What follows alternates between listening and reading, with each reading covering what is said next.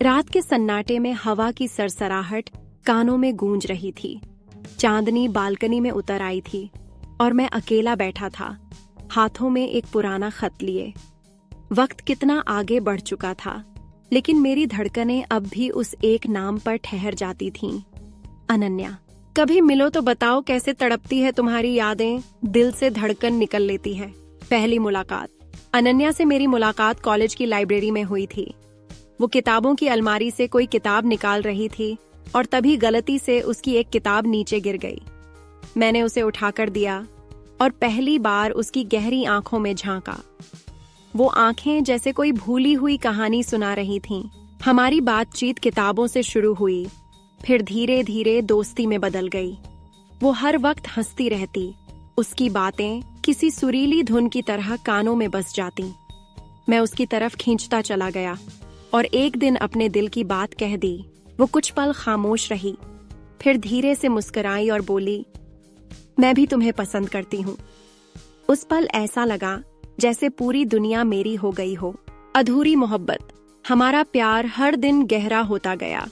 हम 7 घंटों बिताते, कभी हाथों में हाथ लिए सड़कों पर चलते, तो कभी बारिश में भीगते हुए सपने बुनते। लेकिन किस्मत को शायद हमारी खुशी पसंद नहीं थी। एक दिन अनन्या अचानक दूर दूर रहने लगी। उसकी बातें कम हो गईं, मुलाकातें भी कम होने लगीं। जब मैंने उससे पूछा तो उसने कहा, पारिवारिक मजबूरियां हैं, हमें अब दूर हो जाना चाहिए। मैं सन्न रह गया। मैंने उसे रोकने की बहुत कोशिश की, मगर वो जा चुकी थी। मेरा प्यार, मेरा सपना, सब बिखर चुका था। समय बीतता गया, लेकिन उसकी यादें हर रात मुझे बेकरार कर देती। उसकी हंसी, उसकी बातें, उसकी वो गहरी आंखें, सब कुछ मेरे जहन में बसा था। कई बार मैं सोचता कि अगर वो कभी मुझसे मिलती तो उसे बताता कि कैसे उसकी यादें मुझे तड़पाती हैं, कैसे मेरी धड़कनें उसकी गैर मौजूदगी में दर्द बनकर धड़कती हैं। आज भी जब हवा के झोंके मेरी खिड़की से टकराते हैं, जब चांदनी रातें मेरे कमरे में उतरती हैं, तब ऐसा लगता है कि अनन्या मेरे पास है।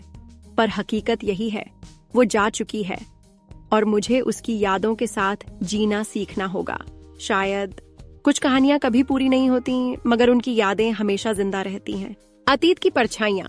हर शाम जब सूरज ढलता है, उसकी यादों का साया और गहरा हो जाता है।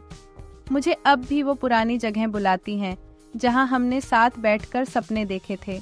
मैं सोचता हूँ, क्या अनन्या भी मुझे याद करती होगी?